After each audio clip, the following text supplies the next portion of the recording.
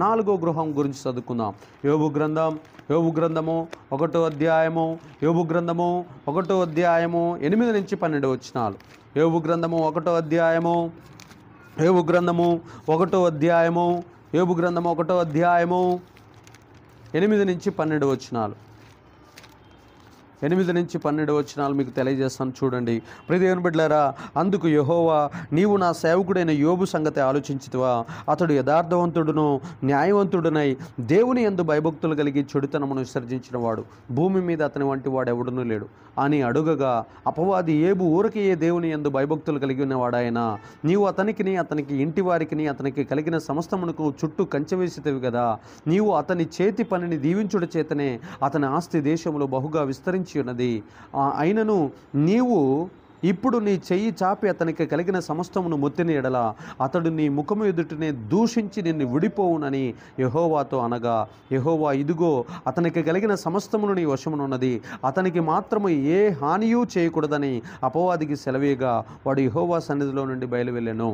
చూడండి ప్రియ దేవుని బిడ్డలారా, దేవుని ఇక్కడున్న 4వ గృహం పేరు ఏం పేరంటే యోబు గారి గృహం. యోబు గారి గృహము దేవుని కంచెతో కాపుదలతో నిండిపోయినది. హల్లెలూయా. యోబు గారి గృహం దేనితో నిండిపోయింది? దేవుని కంచె, దేవుని కాపుదలతో నిండిపోయింది. ఈ సాతానుగాడు ఆ ఇంట్లో ప్రవేశించడానికి ఎవరు పర్మిషన్ అడుగుతున్నాడు? యెహోవా సన్నిధికి వెళ్ళి యెహోవా దేవుని యొక్క పర్మిషను అడుగుతున్నాడు. ఆయన పర్మిషన్ ఇవ్వకపోతే ముట్టుకోవటానికి అధికారము సాతానుకే లేదు.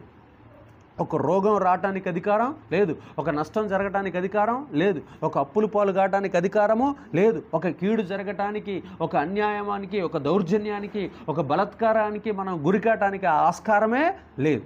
ఎప్పుడైతే మన ఇంటి చుట్టూ దేవుడి కంచె ఉండదో, మన ఇంటి చుట్టూ దేవుని కాపుదల ఉండదో, అప్పుడు సాతానుడు ఇంట్లోకి ప్రవేశించి కుటుంబంలో వ్యాధులను, రోగాలను, నష్టాలను, కీడులను, అపాయాలను, చింతలను, మానసిక వేదనను కలిగిస్తూ ఉంటాడు.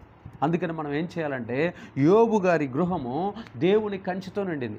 యోబు గారి గృహము దేవుని కంచెతో కాపుదలతో నిండి ఉండటానికి కారణము 4 పాయింట్లు చెప్తున్నాడు దేవుడు. ఇదిగో, యోబు చెడుతనమును విసర్జించిన వాడు, యోబు యథార్థవంతుడు, యోబు నీతిమంతుడు, యోబు ఇంకా ఎవరు రాశాడు? యోబు దేవుని యందు భయభక్తులు గలవాడు. ఈ 4 విషయాలు మన కుటుంబంలో ఉన్నప్పుడు దేవుని కంచె మన ఇంటి చుట్టూ పడునుగాక. దేవుని ఎడల మనము భయభక్తులు కలిగిన వారమై ఉండాలి, దేవుని ఎడల మనము నీతిమంతులమై ఉండాలి, దేవుడి దగ్గర మనము యథార్థవంతులమై ఉండాలి. ఏదైనా చెడుతనం ఉంటే దాన్ని విసర్జించు వారమై ఉండాలి. చెడుతనం మన ఇంట్లో కనబడితే దాన్ని ఏం చేయాలి? విసర్జించి బయట పారవేసే వారమై ఉండాలి. విసర్జన అనే మాటకు మీకు పాయింట్ అర్థం కావట్లా. విసర్జన అంటే చూడండి, అబ్బాయిలు అమ్మాయిలు దేనికి పోతారు? చిన్నపిల్లలు దేనికి పోతారు? మోషన్కి పోతారు. ఆ మోషన్ని మనం ఇంట్లో పెట్టుకుంటామా? ఎక్కడేస్తాం? బయట ఏం చేస్తాం? పారవేస్తాం. ఇంట్లో పెట్టుకుంటారా? బాత్రూంలో ఏం చేస్తారు? టాయిలెట్లో ఏం చేస్తారు? పడేస్తారు. అలాగని చెడుతనాన్ని కూడా మనం ఏం చేయాలంటే ఇంట్లో నుంచి విసర్జించాలి. అలా విసర్జించకపోతే కుటుంబాల్లోనికి సాతాను ప్రవేశిస్తాడు. కాబట్టి ప్రియ దేవుని బిడ్డలారా, ఇప్పటికైనా మనం యోబు వలె కంచెను పొందుకోవాలంటే యథార్థవంతులుగా జీవించాలి, నీతివంతులుగా జీవించాలి, దేవుని యందు భయభక్తులు కలిగి ఉండాలి. దేవుని యందు భయభక్తులు అంటే కొంతమంది బైబిల్ కాళ్ళ కింద కూడా పెట్టుకుంటారు, బైబిల్లో అసలు లెక్క చేయరు. దేవుడు భయం లేదు. శుక్రవారాలు ఉపవాసాలు ఉండరు, ఆదివారాలు మందిరానికి రారు, పొద్దున్నే లేవగానే ప్రార్థన చేసుకోరు, సాయంత్రం పూట యేసు రక్తం చల్లుకొని ఇంట్లో పడుకోరు. ఆ యేసు రక్తం చల్లుకోకుండా ఒంటి మీద కానీ ఇంట్లో కానీ చల్లుకోకుండా పడుకుంటే దెయ్యాలు వచ్చి మీద పడి తొక్కుతూ ఉంటాయి, తొక్కించుకుంటూనే ఉంటారు అపవిత్రాత్మలతోటి. కాబట్టి దేవుడి భయము మన ఇంట్లో ఉండునుగాక. దేవుడి భయం ఏం చేయాలి?